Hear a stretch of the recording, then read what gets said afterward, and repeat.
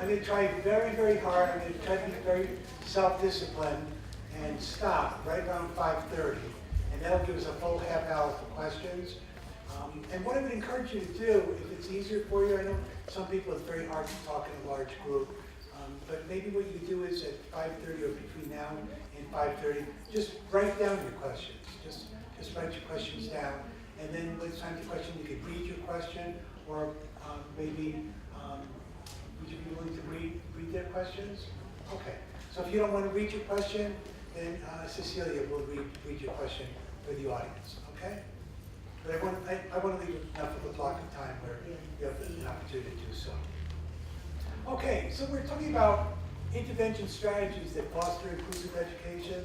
And again, one of the hallmarks is this whole idea of targeting objectives throughout the day. And it says targeting communication objectives throughout the day, but this applies to any related discipline. Again, just I've seen some crazy things. I was in Kodiak, Alaska, evaluating a child with Angelman syndrome. And there was a little boy that I was there to see, and there was a window that was just above his eye level.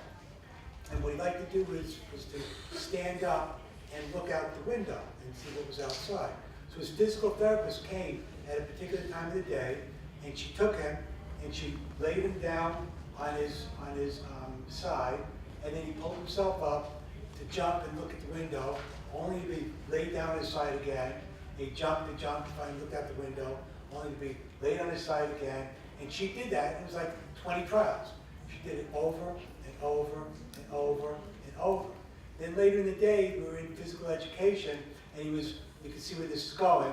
He was laying on his side on the floor, and all of the other kids were playing, and he started whining, and he waited for somebody to come over and get him from his side up on his feet.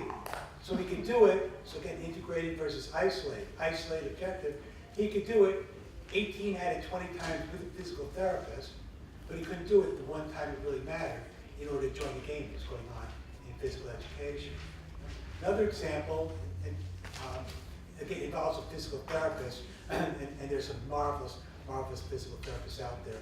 But there was a child out in Anoka, Minnesota, and they were trying to teach him how to walk. And the physical therapist went to his room, she took him out of the classroom, he walked the full length of the hallway, through a steel door, up a flight of steps, pushed through another steel door, down a flight of steps, all the way to the starting end of the hallway, and then back into his classroom. It took about, I'd say between 20 and 30 minutes for him to accomplish that. Because it was an isolated objective, the physical therapist was doing it, it wasn't a skill cluster, it wasn't integrated, it was an isolated objective of trying to get this boy to walk. What made it sad was that when it was time to go to the lunchroom, they wheeled him down in a wheelchair.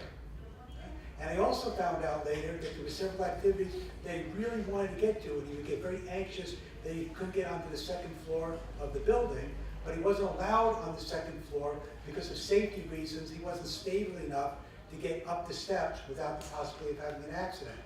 So here was a physical therapist that was being contracted at a very, very generous wage to work on this child's motor skills, right?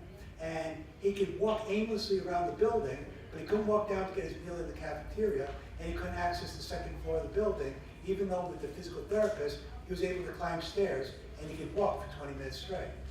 So, I mean, as you talk about these things, you just kind of, you get the Katie phenomenon. My 4-year-old daughter, it just doesn't make sense. It just doesn't, why are they doing these things? What is the purpose of these things? So when things don't make sense, there's probably a reason that they don't make sense. So they're academic procedures that are perpetuated generation after generation, but they make no sense, and we shouldn't be doing those types of things for the good of our kids.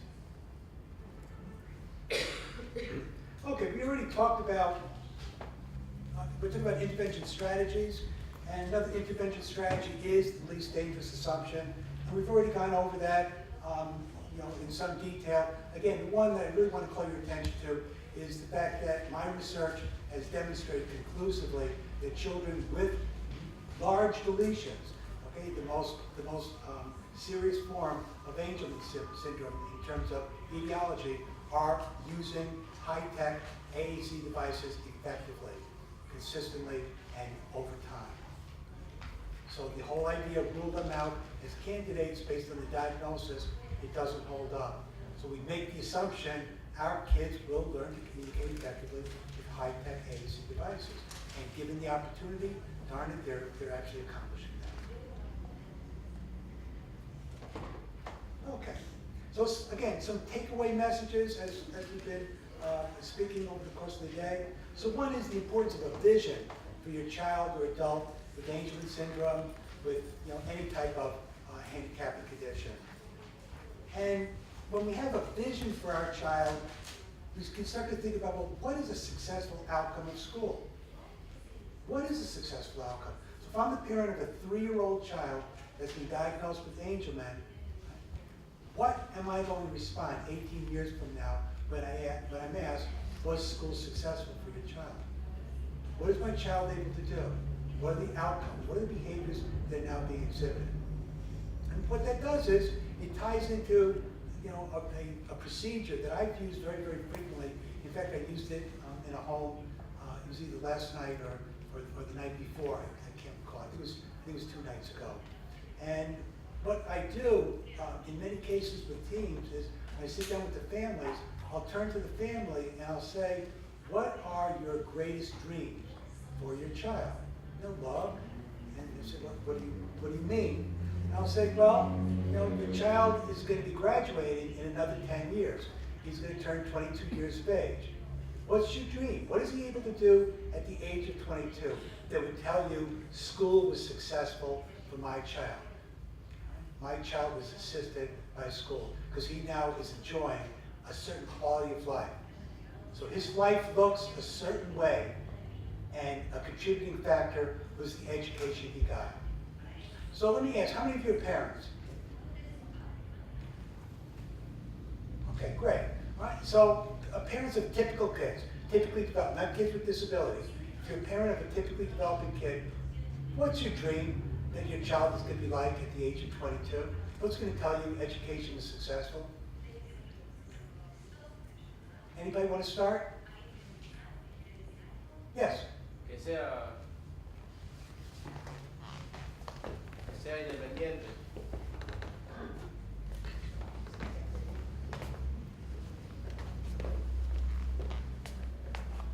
Que sea independiente, que pueda hacer lo que tenga ganas de hacer. Que quiera. No. No, I can't. No, I can. Yeah, very loud.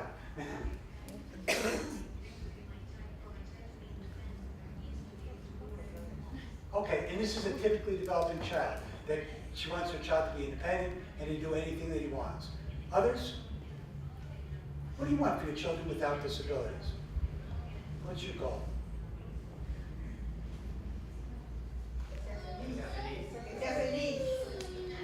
For them to be happy. For them to be happy, have a happy quality of life. Next.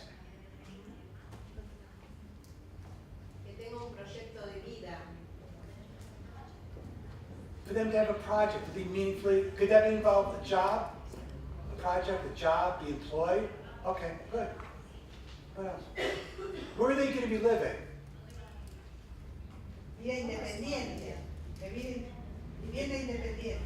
They won't be living with you. They'll be living on their own. Okay.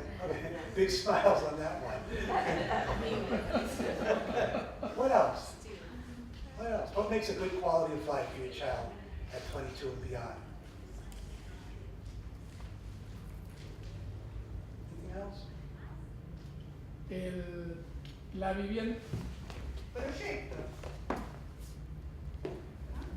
Creo que lo fundamental es un trabajo que le permita vivir dignamente, en lo posible lo que a él le gusta, para lo cual se preparó. Si tuvo la posibilidad de tener una carrera universitaria, trabajar en lo que le gusta es fundamental. Yo trabajo en lo que me gusta y es muy bueno. Y después el tema de la vivienda propia en Argentina es muy difícil hoy por hoy. Si pudiera lograr con ayuda que mi hijo el día de mañana pueda llegar a la vivienda propia, sería muy importante. Mi objetivo serían esos dos. Okay, that's great. That's great. Some others that sometimes come up when I ask this question to families, they want their child to contribute in some way to society. They want them to contribute to be a part of society and actually make society a better place. Many come up with, they want them to have friends. They want their child to have friends, they want their child to be connected, they want there to be people in the child's world that care about them and care about what happens to them. But you did a really nice job with that, okay? So now let's change it a little bit, okay? Who are our parents? And again, if you don't want to raise your hand, I understand. Parents of children with severe disabilities. Okay? So for your child with a severe disability, what's your vision? What's your vision? We heard about, for typically developing kids, what's your vision for your children with severe disabilities? At the age of 22, school will have been successful if my child is able to, if my child can.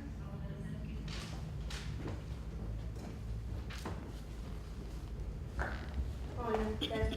Algo del que ya se habló anteriormente es de que tenga amigos, de que tenga un grupo, porque ya uno desde ahora lo ve, que Elena va a un colegio normal y ella ve a sus amiguitas, ve su círculo y ella le encanta como el compartir con ellos.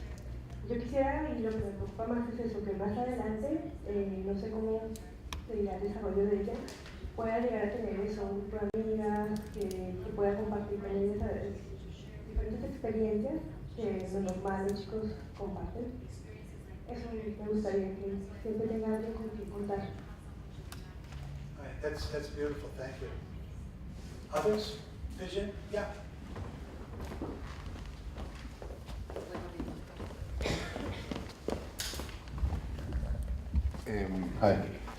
Que sea lo más independiente posible dentro de sus posibilidades, brindarle las herramientas para que llegue a ser lo más independiente posible dentro de sus posibilidades y armar o que tenga la estructura alrededor de amigos, familiares, etcétera, que lo puedan seguir apoyando y guiando a lo largo de la vida. Okay. So we can continue this, and if there was time, we would continue it, because I think it's a very interesting exercise to go through. But what are you hearing so far? We hear from the parents of children with, that are typically developing versus when we start hearing from parents of children with severe disabilities. What are you hearing? Siempre, right? Siempre. It's the same thing. Friends, connectedness, independence, jobs. There's no difference. So you can be the parent of the child with the most severe disabilities, and your vision for your child may be indistinguishable from the parent of a child who's going to graduate with the highest honors from secondary school. It doesn't change. It doesn't change. So the idea that there's such a special education, such a special preparation in order to reach that vision, the vision is probably going to be reached through some of the same procedures, goals, expectations, and assumptions with either of those two groups, typically developing kids or not. Now let me flip it one more time, and this is the hard one. Okay, this is the hard one. But I'll just preface it by saying this is a very helpful strategy that we use at team meetings when we're sitting down with a principal, with a superintendent, with a classroom teacher, a speech language pathologist, a classroom teacher, a paraprofessional. We seize the opportunity to share what is our vision for our child, because that sets the tone. If the school knows what our vision is, what our goals are, what kind of outcomes we're looking for, they could use those as benchmarks against which to evaluate every aspect of the school program they're developing for our child. So if our child is involved in activities that are not going to contribute to their independence, are not going to help them make friends, are not going to help them have a place within their community, are not going to make other people feel desirous of wanting to help them and support them. What is the meaning of those goals? At the age of 21, they're gone. They're meaningless. They're meaningless, and the vision wasn't attained. So, as I said, nice exercise. Look at goals as your teams are developing goals. Look at those goals and put them right next to your vision statements. Your vision for your child. Another thing that's a very, very common strategy in the United States is when parents go in for team meetings, they bring, a 12 by 16 photograph of their child to the meeting. And when they sit down at the meeting, the first thing they do is they put that photo right on the table. They're driving home the point that we're not talking about a student with special needs, we're talking about Carlos. We're talking about Paolo. It's a person, it's an individual person that needs an individualized program developed if he's going to be successful. So we want to aspire to attain our dreams and our visions. What do we want to avoid? What are our nightmares? So let's just do this again, we can do it with both groups, but just for sake of time, let's do it with parents of children with severe disabilities. Okay? What are your worst nightmares? So by the time your child turns 22 and goes beyond 22 years of age and is growing older, what's your worst nightmares? What are you afraid about? What are you afraid of?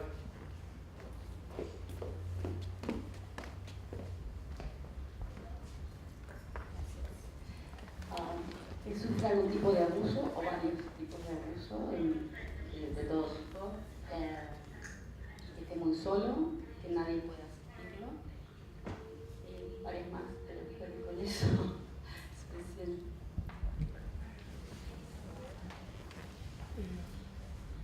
Loneliness, bullying, abuse. Mi miedo es terror, más que miedo. Es que a mi señora y a mí nos pase algo y no haya quien no pueda asistir. Es terror más que miedo. He'll be alone. He won't be supported. He won't receive the supports he's going to need, to enjoy a quality of life. Other nightmares.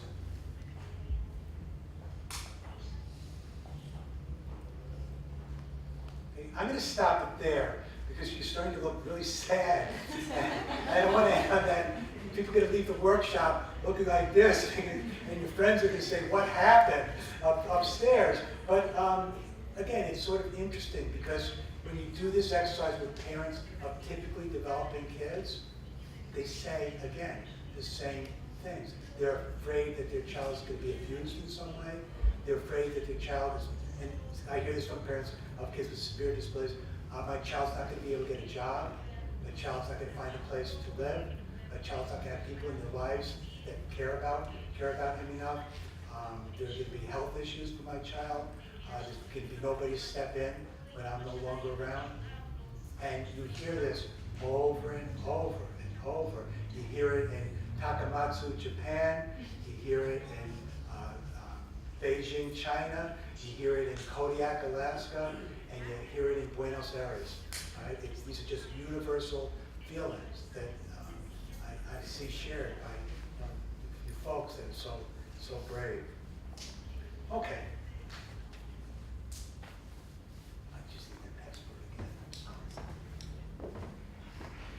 So again, it's a useful exercise because, as you're looking at the services your children are receiving, look at the services as proposed and as you would like to see them in relation to dreams and nightmares. Dreams and nightmares.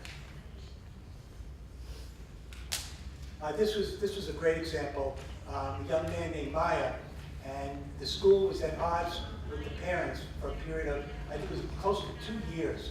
They couldn't agree on an educational plan for Maya. It just went on and on and on. The parents were threatening to take the school through the courts. The courts hired a mediator. They were digging in. They didn't want to cave into this family. Went on and on and on. And we were sitting at a meeting one day, and I just turned to the mother and the father, and because they were looking for it. Oh, at the time at which I got pulled in, they must have had 25 goals for this poor kid. 25 goals, it's crazy. They kept on adding more and more and more, and more services and more services. And they weren't happy, they weren't happy, they weren't happy. And finally, I turned to the mother and the father, and I said, let me ask you something. Karen, Chris, what's your vision for Maya? They looked at me and said, well, what do you mean? And I said, geez, he's coming up, he's into high school now. What's going to be a good life for Maya? What do you envision as a good life for Maya? What kind of goals would lead to a good quality of life? What do you want goals to address? Well, I want to help prepare him to live independently. Okay. I want to take care of himself as much as he can. Okay. I want him to get a job or do something meaningful. Okay. They identified maybe about 6 statements. And off the 6 statements, in a matter of a couple of hours, they developed a full education plan and threw everything else away. Visions and nightmares. Parents are not uncooperative, and in dreamland, they're advocating for their children. The children can't speak for themselves. You're their voice, so you have to be a strong advocate for your child. And that's not a bad thing. And schools that recognize that and appreciate that and encourage that behavior, that's a much better thing than entering into any kind of an adversarial relationship. Okay, so again, what's your vision? What are your dreams? What are your nightmares? So if you look at your children's present programs, education programs, again, I'll give you a little homework assignment. So what types of supports are you and other members of your team providing consistent with Ferguson's vision? Remember, Ferguson's vision was provide the supports necessary that when my child grows older, there's going to be enough people that care about him that he's able to generate his own supports going into the future. So as you look at your children's programs, day-to-day programs, are they supporting a future where if, as parents, you're no longer in your children's lives, other people are very naturally, not because the law requires them to do so, they're very naturally going to step in and make sure that your kids maintain a good quality of life. So how is the education your kids are receiving right now? How is it moving toward that type of vision? How are you and your team possibly impeding this vision? So a good example were the silly things, those choice-making programs I described, where we're actually taking away children's independence. We say we're working on communication, but what we're really doing is we're making these kids more self-dependent, more dependent on others. So we're working against that vision.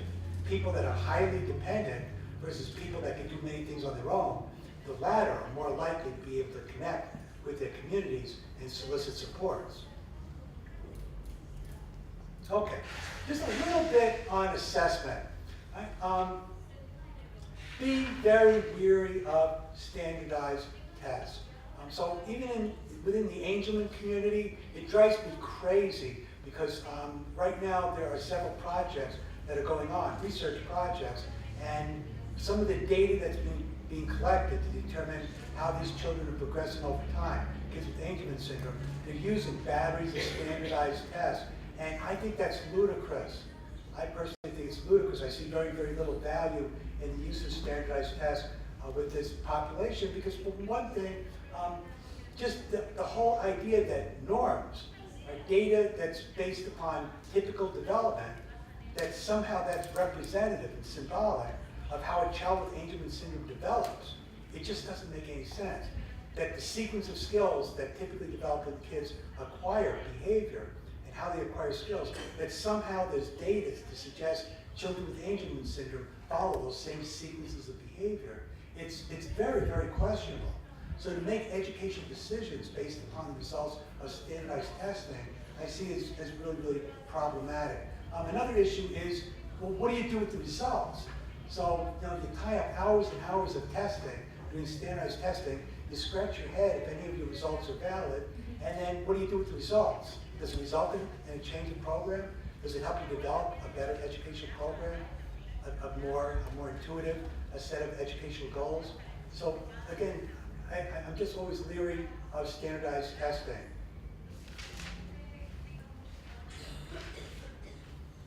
Another thing, I would really avoid the use of things like developmental ages, grade equivalents, similar measures.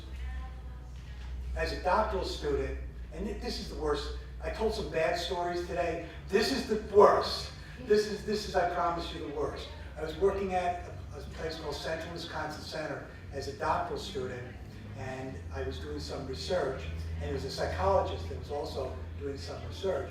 And what the psychologist was doing was, they were administering standardized I don't know how, they were administering standardized tests, and they were assigning developmental ages to some of the children that I was working with within this facility. And they were assigning gestational ages.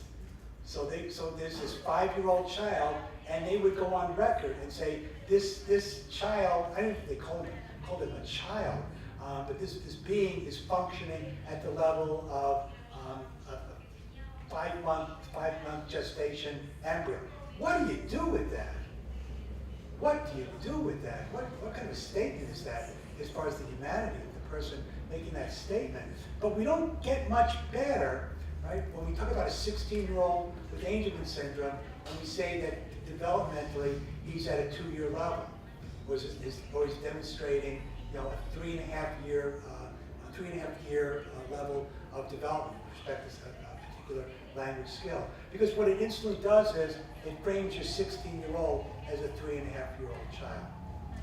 So if you are going to use data, just be very, very careful. I mean, I worked with an adult who's developmentally 3.5 years of age, and he smoked cigarettes, and he completely was obsessive on coffee. Not many 3.5-year-olds smoke cigarettes and, you know, down coffee all the time. So again, translating from developmental data, developmental norms, over to individuals with very severe disabilities, it's problematic. We don't even know if the rules governing how these typical people acquire behavior and change over time, if it's even relevant in explaining the situation experienced by those with Angelman. Maybe they learn completely differently than typically developing kids. Maybe the sequence with which they acquire skills is so dramatically different than that normative data doesn't have nearly as much value as maybe we would like to see it have.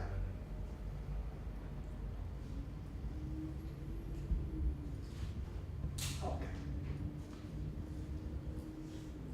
So again, the validity of the underlying assumptions: is the child following the same pattern? Is the same sequence being followed? And again, when we use these standardized tests, what it oftentimes results in is exclusion of many of our students from services, because they're not smart enough to receive certain services. Their communication skills are not advanced enough to benefit from certain services.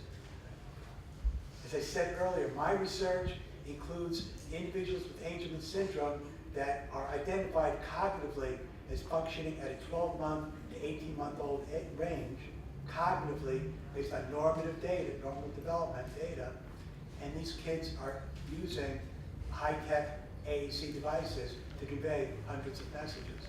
It just doesn't make sense.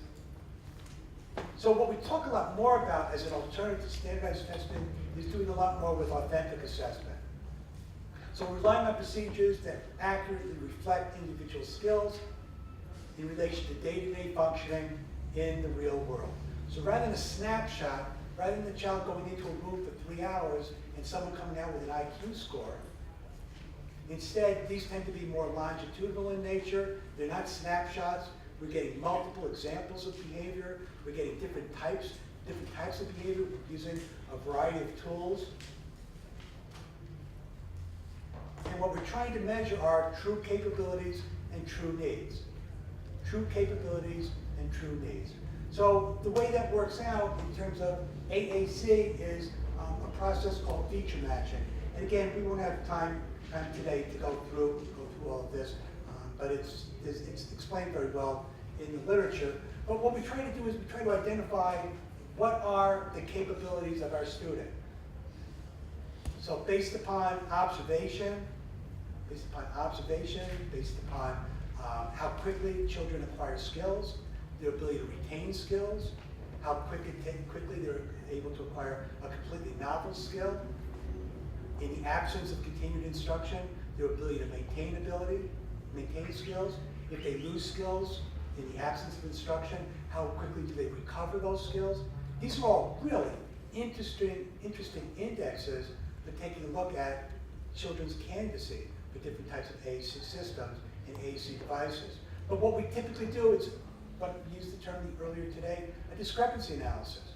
So here's a particular child. These are their capabilities and these are their needs. They need an AAC system that will enable them to do A, B, C, D, E, F, G. Capabilities, here's their vision. Their hearing is as such. These appear to be their language abilities. Communicatively, these are the functions that they're able to use in terms of their expression. Receptively, this is the nature of their receptive language. Motor skills are as such. So we take a look across the full realm of what are their capabilities and what are their needs. We look at those and we measure those up relative to what's out there in the marketplace. And what we then look for is a goodness of fit. So are there one or more AAC devices, one of which is an iPad with an AAC app, but with the AAC app, there are so many apps, AAC apps for the iPad now. Everyone seems to be going with Pro, but there are several others that are really, really good apps, AAC apps for the iPad. And we want to match the best app to the child's capabilities and the child's needs. So again, the use of authentic assessment. Discrepancy analysis we talked about earlier. That's another form of authentic assessment. So going in, identifying the skills the child needs to be a full participant in an activity, determine those skills that are lacking, and then teach those skills. You can teach them in a skill cluster or in any other manner.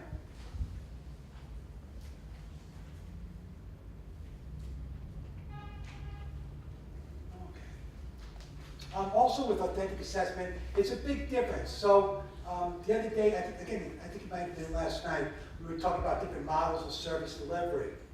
And one of the more popular models of service delivery is still a multidisciplinary model. So your child goes to a speech language pathologist, she administers a series of standardized tests that are specific to her profession. She scores the tests, and she's done. The OT does the same thing, physical therapist does the same thing, etc. The team then convenes a meeting. At the meeting, the speech path is called upon. She relates all of her results. She shares statistically how the child performed on that test, and then she comes up with an objective. The PT does the same thing, the OT does the same thing. So it's very, very much discipline specific. Each person is operating pretty much in isolation of the others. Multidisciplinary. Then you can talk about more of an interdisciplinary model. And in the interdisciplinary model, the psychologist tries to make sense of the speech language pathologist's findings. Right? The OT is very interested in what the speech path has to say and how her findings either support or refute some of the impressions that she gleaned in doing her analysis. When it's time to start making recommendations, the various team members weigh in. So as the SLP is suggesting a recommendation, the OT, the PT, the classroom teacher, they're modifying the objective. Right? So based upon their results, based upon additional data, including observational data, they refine those objectives. So the objectives are being influenced by two or more different disciplines, hopefully that including the parents. There was a really interesting, I'll tell this one very, very quickly. I was hired to identify a condition that existed in a New Hampshire school. And what had happened was it was a very small community, and in the state of New Hampshire, the major way schools are funded, in fact, the only way schools are funded is through property taxes. It's all funded by property tax. There's no state income tax in the state of New Hampshire. So you've got this small district, and the number of kids with speech language handicaps in this district was about twice as many per capita as any other city in the entire state of New Hampshire. So the school board contracted with me to come in and to just lend some insight as to what is happening in this particular district. And what was happening was, there was no speech path that was willing to work there because the pay was so poor, the conditions so poor. So they contracted with a private provider. The private provider did all standardized testing in this small community where many of the parents hadn't gone very far in terms of education, and in some cases the value they placed on education. And so anytime this therapist tested, every single child that the therapist tested failed the testing and was identified in need of speech and language services. So when I went to the school board at the meeting, I was a little courageous that day, and I stood up and I said, let me explain your situation here. I could go out into the middle of your hallways in the middle of the day while kids are walking around with a big fishing net and a blindfold, and I could be as accurate just dropping the net on kids' heads randomly and enrolling those kids in services. It would be as accurate as what you're presently getting with the types of testing that you're doing, this standardized testing. It had no applicability based upon the types of kids, their challenges, their needs, the communities they were living in. The standardized testing had no bearing. Okay. So we want to ask about purposes and outcomes. Why are we giving a particular test? What's the purpose of a particular test? The school that I just described, they initiated a procedure where they would rotate a role. So people would take turns, and one person, the primary role that person played was to keep everybody on topic and make sure everything remained relevant. So the psychologist would start sharing her results. This person that was operating in the role that day would turn to the psychologist and would say, well, Cindy, how does that help to explain Miss Johnson's concerns about why he's having problems with reading? So she constantly, whoever was serving this role, constantly took a look at the results of these evaluations as they were being presented and tied them back to what was the referral, what were the concerns that initiated all of this.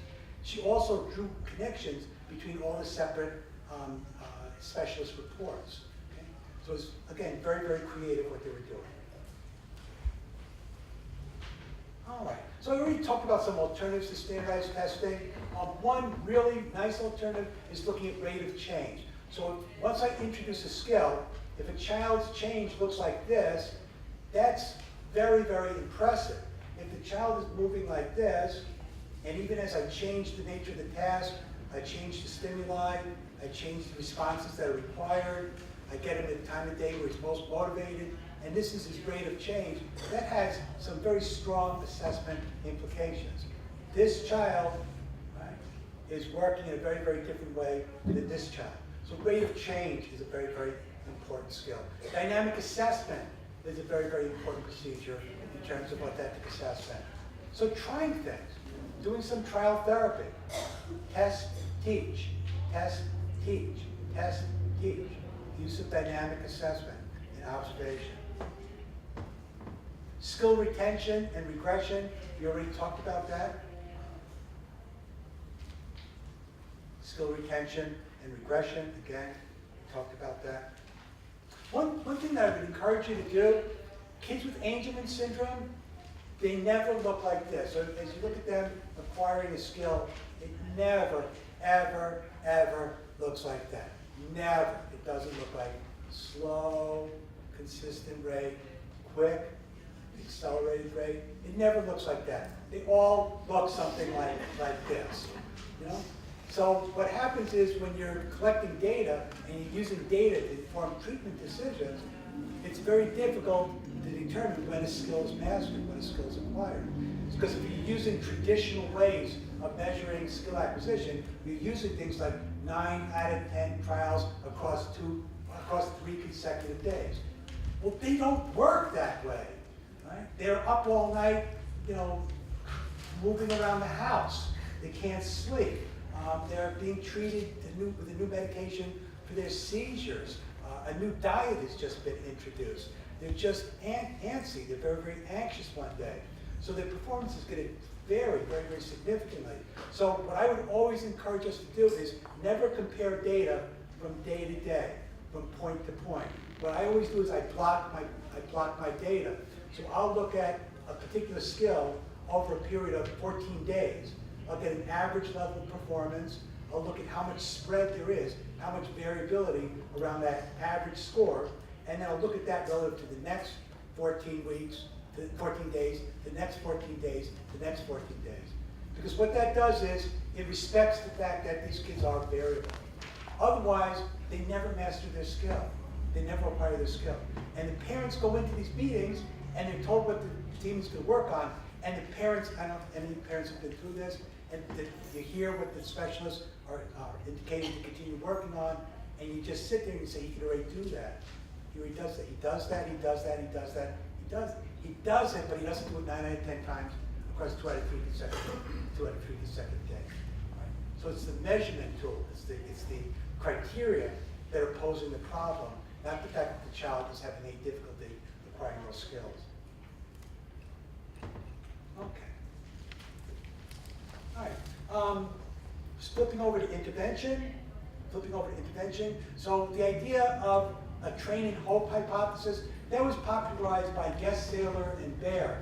And what they talk about in discussing the issue of generalization is that for many programs, we provide training, so we provide instruction, we provide teaching, and then we hope that the child will generalize those skills into other situations, in other environments. So it's not a good thing, right? Training and hope. So instead, what we talk about doing is teaching to generalization. We teach to generalization. So we use stimuli in therapy that the children are going to encounter in their day-to-day living. We involve people in intervention that they're going to be engaging in interactions with in their day-to-day living. So we use natural settings as much as we possibly can. The classroom, the gymnasium, the cafeteria, different community settings. We recruit teachers, we recruit peers. We use materials that are familiar to them. So we don't buy boxes of materials from publishers of kits to be used by speech language pathologists. What we tap into is the curriculum. We tap into the materials that teachers are using in their everyday instruction. And we use that as the basis for setting up communication interventions. Another thing that we want to do is, so if we are married to providing isolated therapy, so if you're going to do, for example, a choice-making program, and the child is going out a couple of days a week and is having multiple opportunities to make choices with a speech language pathologist, the very least that you should do, the very least that you should have to do is treatment probes. So, yep, she's doing it 90% of the time in therapy. Molly, today, when Jenny goes through the lunch line, could you have the cafeteria lady say to her, Jenny, what do you want today, pizza or tacos? And could you just record if she makes a choice between pizza and tacos? Do an experimental probe. In reading, have 2 kids approach her to do silent reading with. Can she make a choice of one child versus the other child to read to her? So she's doing choice making in a very contrived situation, an isolated setting, but she's not doing it in the real world. Has she really learned anything? She hasn't learned anything. She hasn't learned anything that's useful, unless she can do it in that latter setting.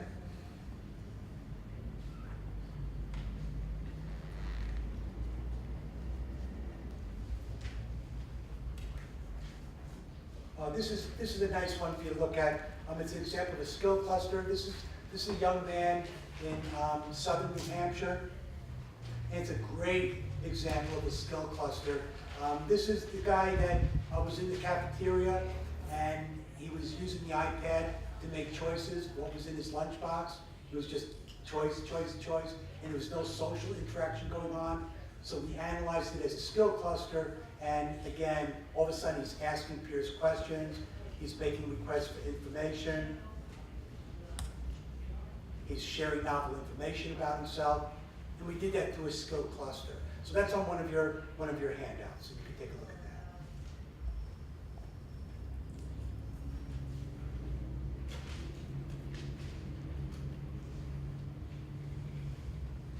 that. Okay. couple of other tools, and then we'll wrap up for the day. Some people are talking about the idea of discipline-free objectives. So discipline-specific versus discipline-free. A discipline-specific objective is associated with a specific service provider. A discipline-free objective might be carried out by one or more different service providers. So I'll give you an objective. You tell me if it's discipline-specific or discipline-free. John will increase his range of motion of his right arm by 30 degrees.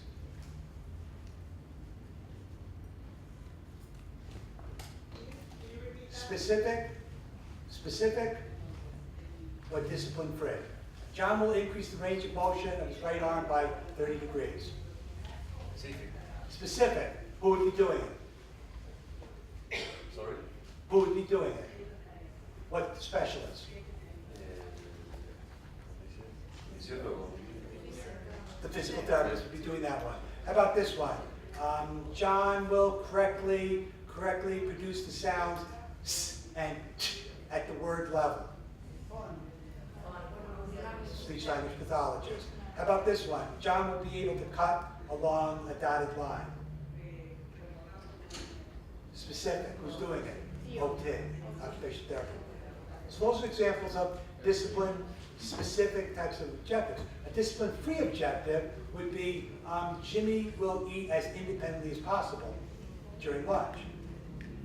He needs speech, he needs OT, he needs PT. So what you start to do is, and this would be wonderful at Casa Angelman, because so much of your work is activity-specific. Right?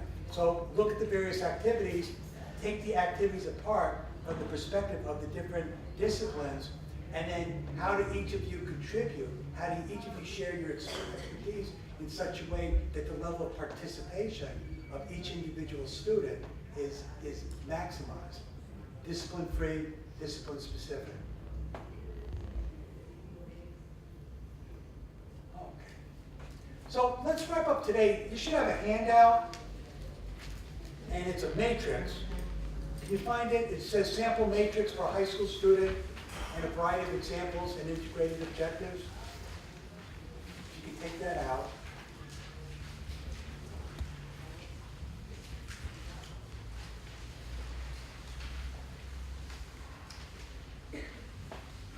Everybody have it? So this is a tool that I find to be very, very helpful. And this was done on a young man in Manchester, New Hampshire.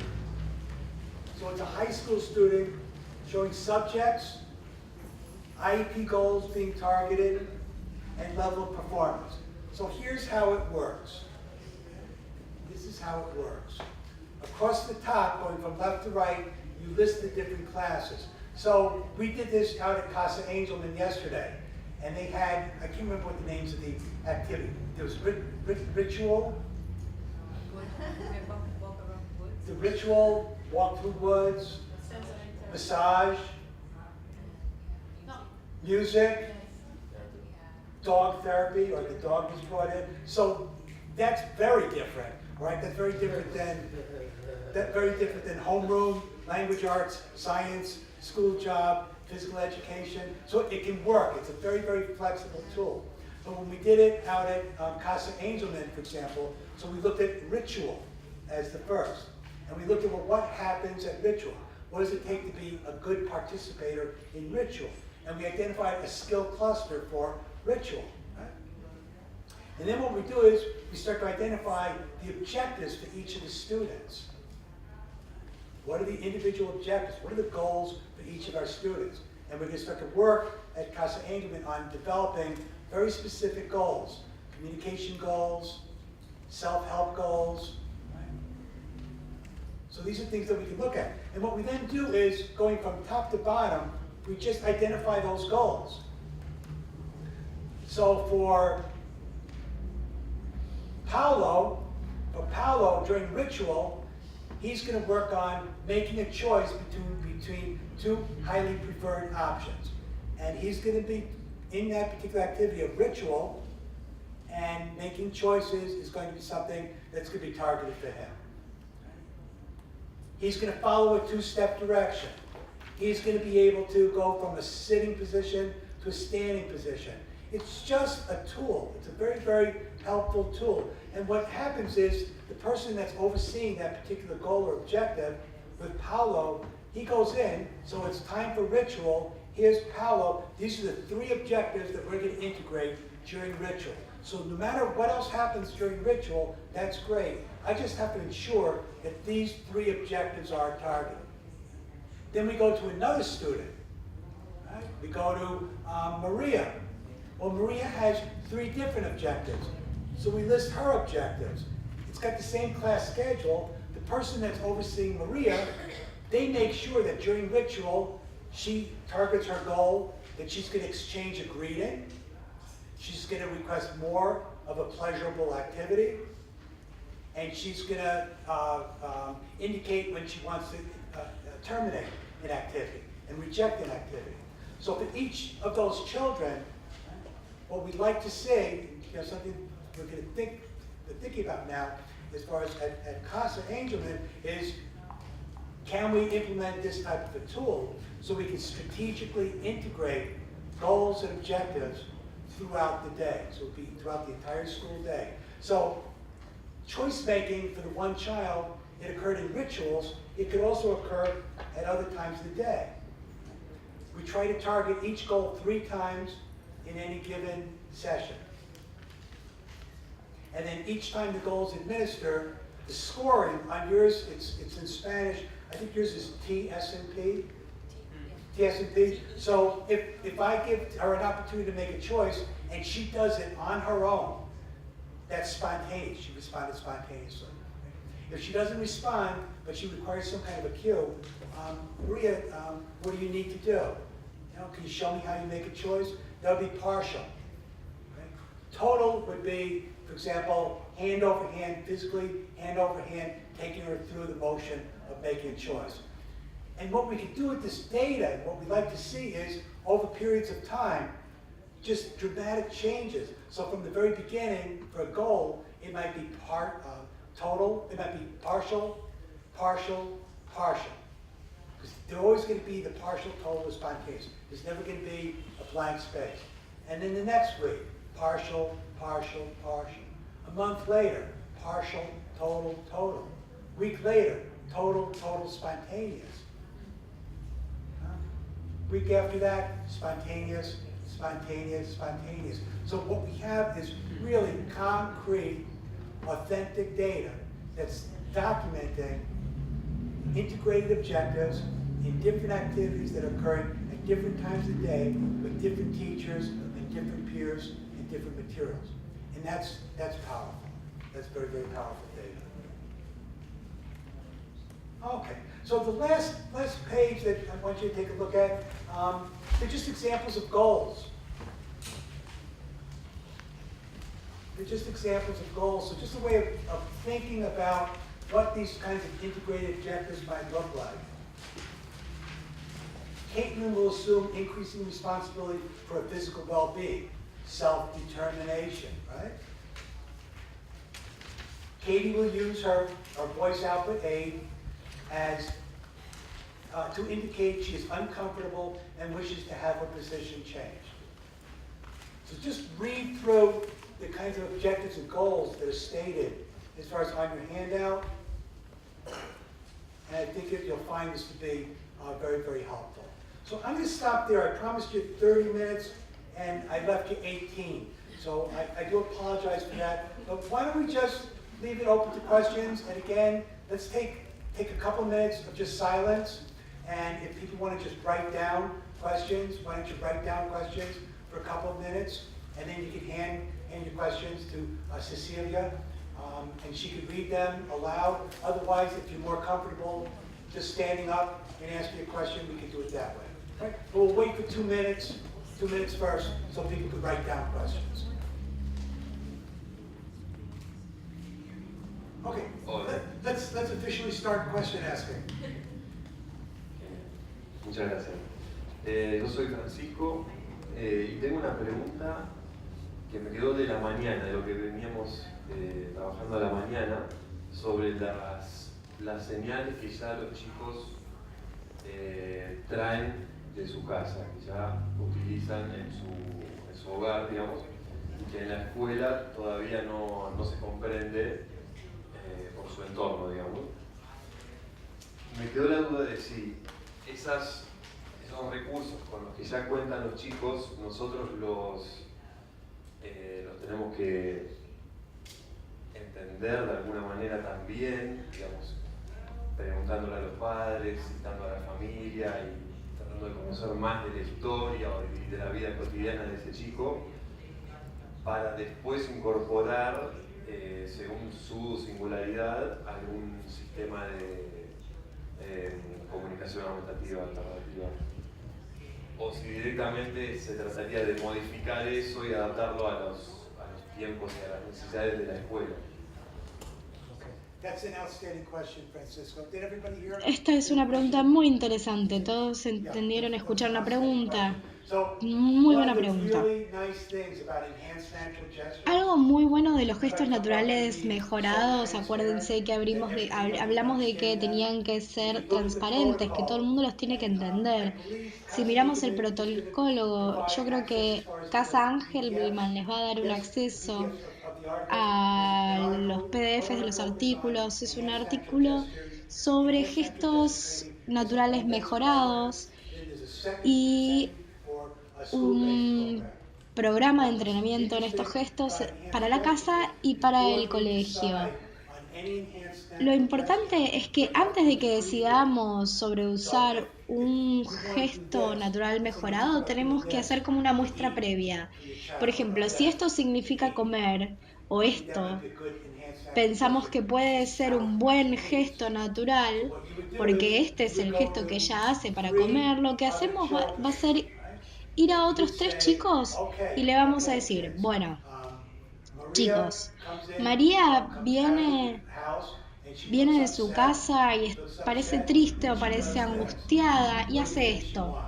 ¿Qué piensan que quiere decir? Uno dice comer, el otro dice tiene dolor de muela y el otro dice comió algo que le cayó mal. Entonces 1 de 3 lo entiende, entonces ese gesto lo vamos a descartar. Entonces tenemos una situación en la que los padres lo entienden y los padres son increíbles en estas cosas. El chico hace esto y el padre dice, no, está angustiado porque le pusimos una película que no quería hace media hora. Y decimos, ¿cómo hace para saber eso? Los padres son increíbles porque obviamente trabajan sobre estos códigos, pero si hacemos esto como un gesto natural para decir quiero ver tal película, no hay forma de que 2 de 3 personas que no conocen a ese chico puedan entender ese gesto en particular. Entonces vamos a tener que encontrar otro, porque no queremos desarrollar y no queremos que la gente tenga que aprenderlo o tener que enseñarlo.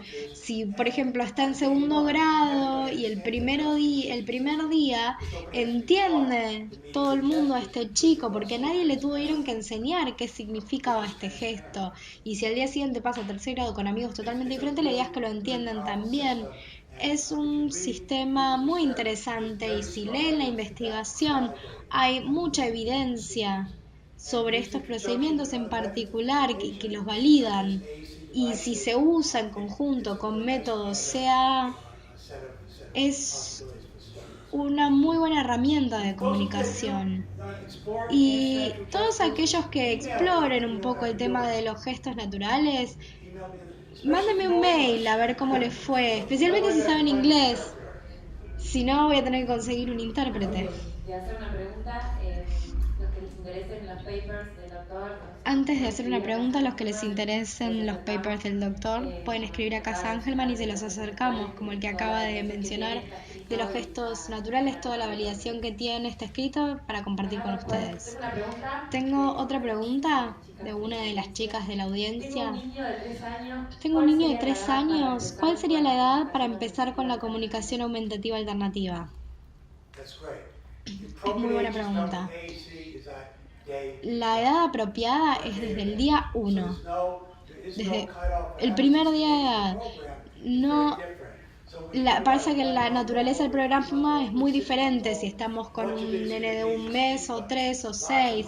Lo que más va a recibir es información, es el tema de que hablen con sus hijos, que lo expongan a símbolos, que le den rutinas, que usen gestos, que modelen. Desde el principio no hay una edad mejor para empezar.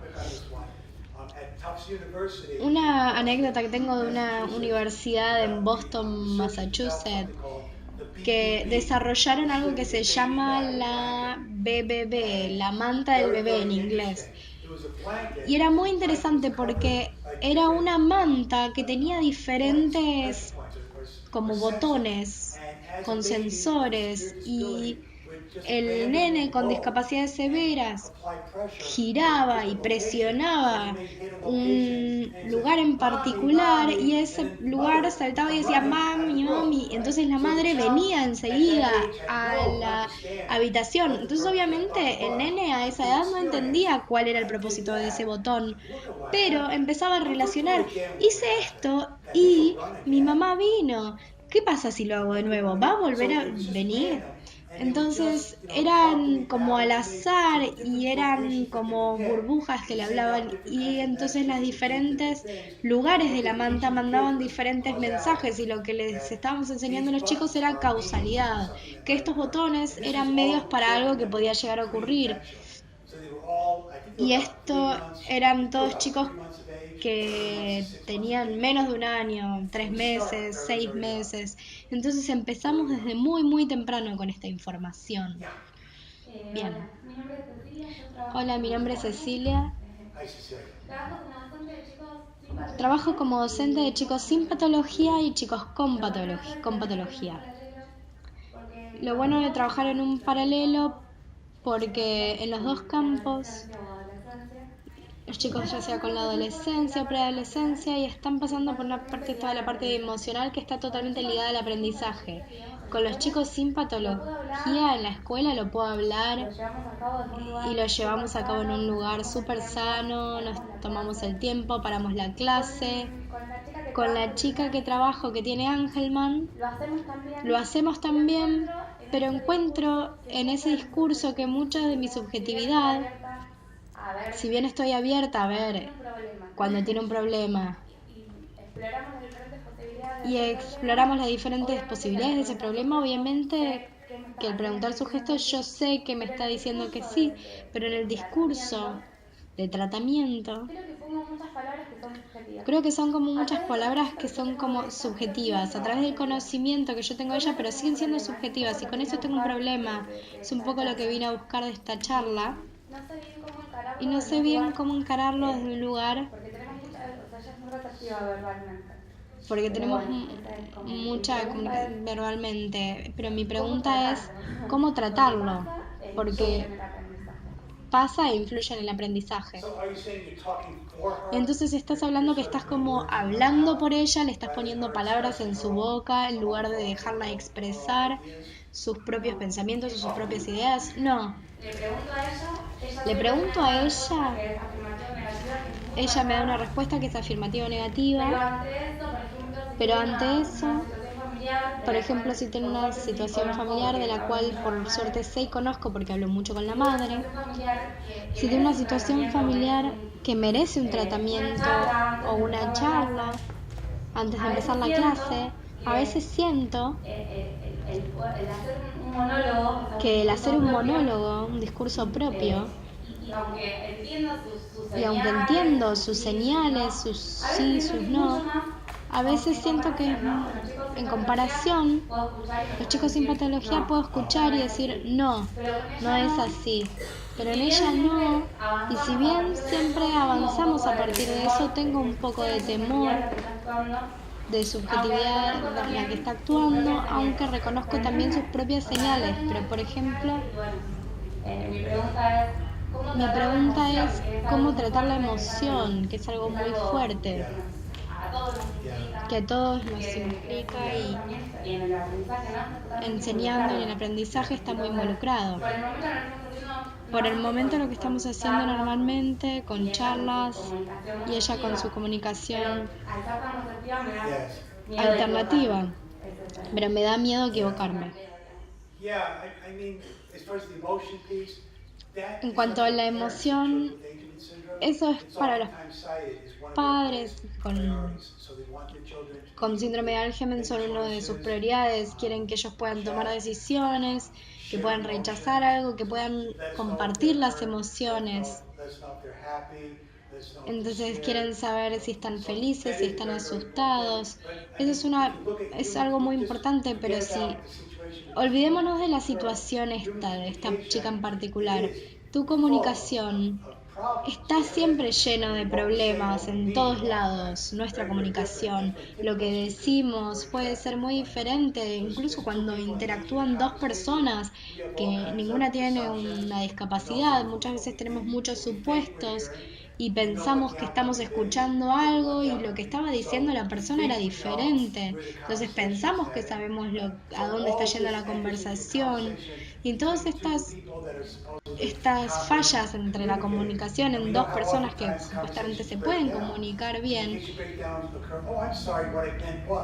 y muchas veces se quiebra la conversación y decimos, bueno, lo que yo quise decir era esto. Es muy común esto. El problema es que cuando estamos lidiando con alguien con una discapacidad severa, estas fallas en la comunicación se van a dar mucho más seguido. Entonces lo que quieren hacer es lo que tenés que hacer es lo que estás haciendo.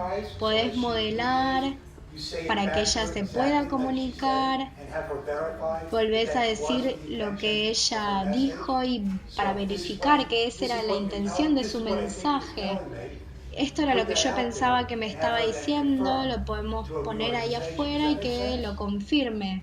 ¿Tiene sentido? ¿Responde tu pregunta eso? Bien. ¿Qué experiencia tiene con niños con síndrome de Angelman? ¿Qué experiencia tiene con niños con síndrome de Angelman con disonía uniparental en relación a la estrategia y logros en relación al habla? Es interesante. Hay diferentes subtipos de síndrome de Angelman. Uno se llama disonía uniparental y Angelman es un cromosoma 15 que está por la madre. Si el que lo contribuyó es el padre, el síndrome va a ser el de Prader-Willis. Pero el síndrome de Angelman de los dos que están proveídos por el padre se llama UPD. Y lo que se encontró por lo general es que los individuos con mejor diagnóstico en términos de habla o de uso de CAA es mucho mejor en individuos con UPD que en individuos con mutaciones del cromosoma 15. Entonces, si hay algo en términos de diagnóstico que me gustaría decir es que hay que ser optimistas, que sería muy optimista y esperaría cambios rápidos y adquisición rápida de estos dispositivos CAA. Y esperaría más de ese chico, generaría altas expectativas. Y también tenemos que enseñarles a los padres que tienen que decir a otras personas que tengan expectativas altas de ese chico. Pero si tenemos un chico con síndrome de Angelman, entonces UPD o una mutación o un subtipo crítico con esas evidencias genéticas. ¿Recomienda la escolaridad normal, primaria y secundaria o la asistencia de una integradora en lugar de una escuela especial?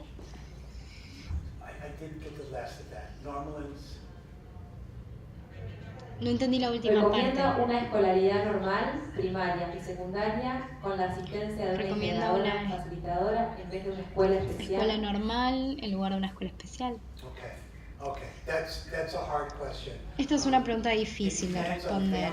Depende en la familia, depende en lo que están buscando, depende en los recursos. Entonces, si estamos en un colegio que nunca ha hecho educación inclusiva y el director te ha dicho claramente que el lugar no es un lugar para tu colegio y que los maestros siguen esto mismo esta visión del director y tienen muchos prejuicios y el chico piensa o se siente que está demasiado, que está como más allá, entonces quizás ahí es preferible una escuela especial. En New Hampshire tenemos algunos distritos escolares que se identificaron como las mecas de la educación y los chicos y los padres con los chicos de discapacidades severas buscan esos distritos y de hecho hasta se mudaron para mandarlos a los chicos ahí. Para mí no hay un criterio para educación inclusiva. Para mí todos se pueden beneficiar con un buen programa de inclusión en un colegio normal. Pero acuérdense la definición de inclusión, que todos tienen que estar incorporados y que tienen que estar recibiendo una educación de calidad. En algunos casos lleva tiempo y mi entendimiento es que de los que están acá en Argentina, que son como los conejillos de India, porque son los primeros que están empezando con esto, y si resulta, quizás van a tener resultados muy positivos. Tienen que trabajar igual, ser colaboradores con la escuela, no tienen que señalar todo lo que están haciendo mal, tienen que cuidar esa relación con la escuela y presentar un ambiente en donde el chico se sienta cómodo. Pero creo que no hay un criterio para una escuela especial versus una escuela normal. Creo que en cada uno está la decisión. ¿Con qué criterios se maneja en Estados Unidos? ¿Con qué criterios se maneja en Estados Unidos la formación y la acreditación? O sea, decir A, B, C, D. Si estamos hablando de chicos con discapacidades severas, ¿pueden repetir la pregunta, por favor? La promoción, ok. Entonces los chicos decían, bueno, los chicos con discapacidades severas que van a clase al tercer grado quizás tienen un boletín, pero el boletín va a ser muy diferente al de un chico sin discapacidades. Yo he visto cosas muy buenas en algunos casos, unos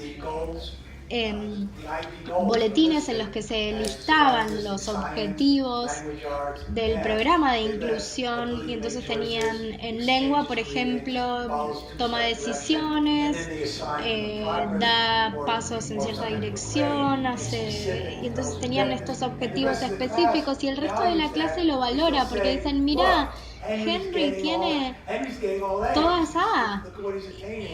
Y entonces está cumpliendo estos objetivos, tenemos que trabajar más con él.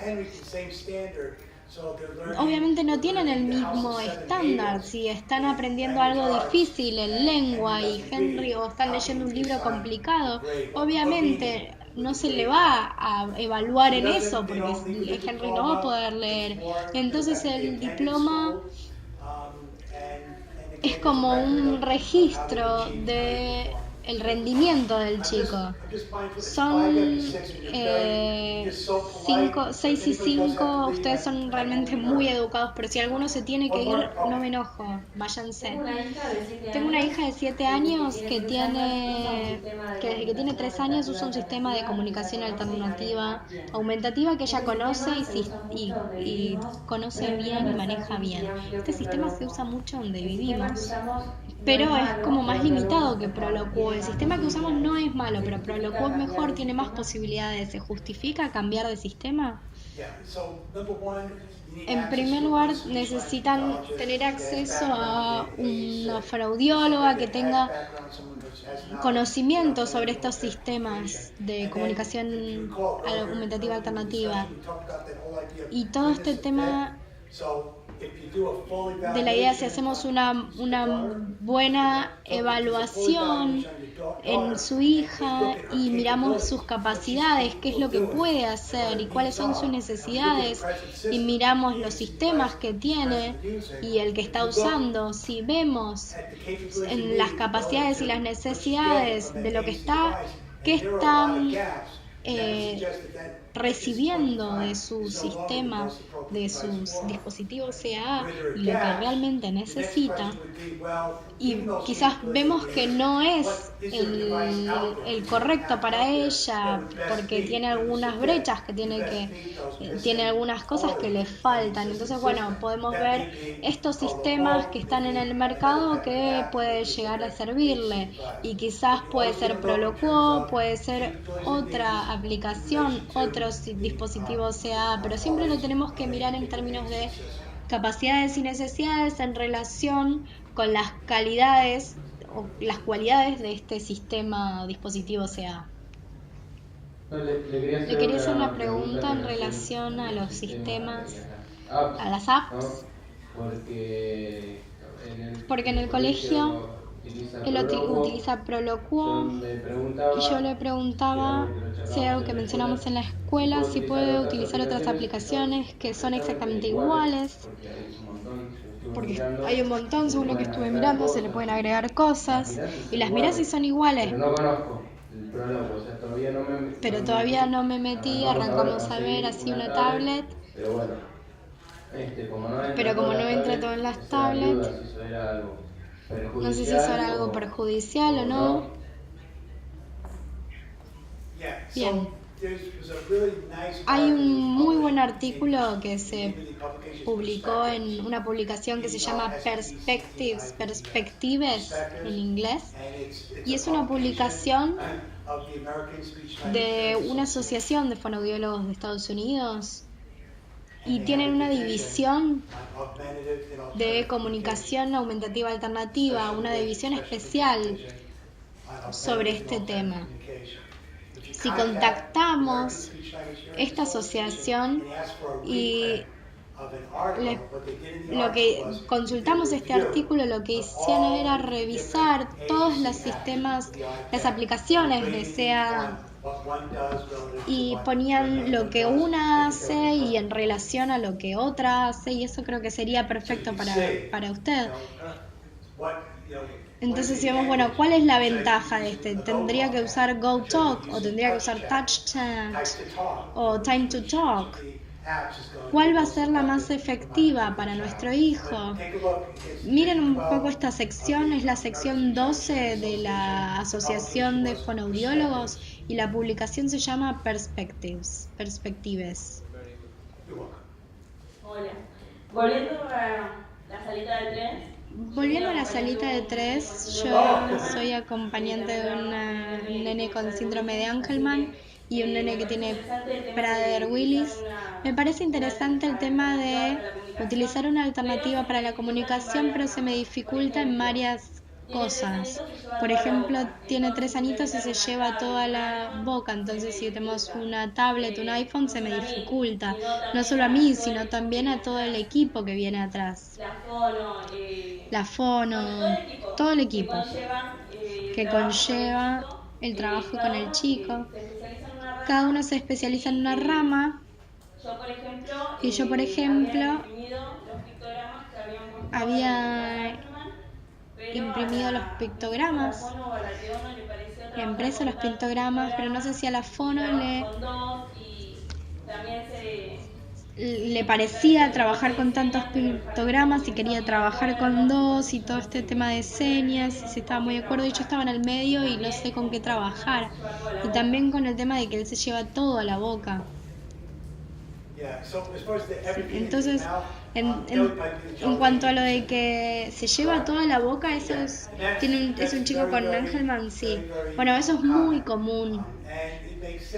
Y tiene sentido porque son las maneras en las que exploran las cosas del mundo, como llevándose a la boca. Entonces es muy común. Algo que pueden hacer para eso es encontrar una alternativa. ¿Él o ella? Él. What he's placing in his mouth. So, ¿A dónde está llevando su mano? Entonces, por ejemplo, lo que hacemos, muchas veces los chicos con Angelman no están bien hidratados y tienen después problemas de constipación. Entonces es muy importante que tomen aguas. Entonces lo que hacen es llevar botellas de agua con ellos todo el tiempo. Entonces cuando se llevan la botella de agua a la boca, satisface su necesidad de estimulación y además se ponen un poco de líquido en la boca al mismo tiempo. Y además también hay unos como aparatitos o unos juguetes que sirven para apretar y que caminan con estos juguetitos y los mantiene ocupados, los mantiene felices y juegan con eso durante el día, y eso hace que no se lleven tanto la mano a la boca, porque es una estimulación sensorial. Pero había una segunda parte de la pregunta. Era el tema del cuántos símbolos. Sí, sería una recomendación para llevárselo a los profesionales para ver cómo se puede implementar el tema de la comunicación alternativa, o sea, señas o pictogramas o tablets o iPhone, elegir una que sea útil y con 3 añitos no llenarlo de tantas cosas. Y por otro lado también el tema de las terapias. Tienen agendas muy cargadas y con tantas actividades un adulto quizás estaría saturado, y en el caso de un niño no sé hasta qué punto se recomienda que tenga tantas terapias.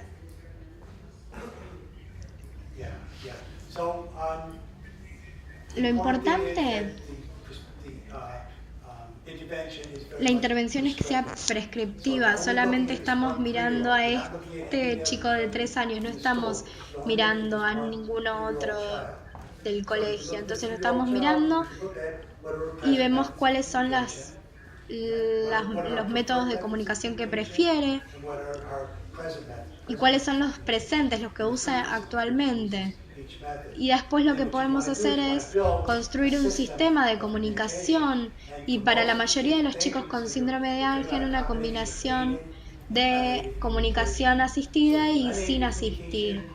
Entonces para comunicación asistida podemos usar gestos naturales mejorados, el tema de señalar, y eso en comunicación con comunicación asistida. Un chico de 3 años puede usar como unas pizarritas para que pueda tener diferentes símbolos en una situación específica.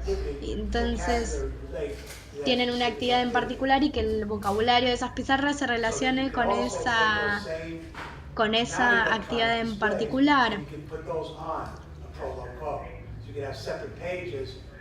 Podemos tener diferentes páginas que sean más específicas y que limiten un poco el vocabulario, y al mismo tiempo podemos tener una pantalla principal con muchísimos elementos ahí. Entonces durante el día vamos a tener situaciones en las que vos o alguien más va a estar modelando y no vamos a esperar el uso apropiado de un solo simple sistema. Tenemos en esta etapa lo que necesitamos es mucha información y mucho modelaje para que puedan reducir una cantidad de símbolos, el número de símbolos en una situación específica.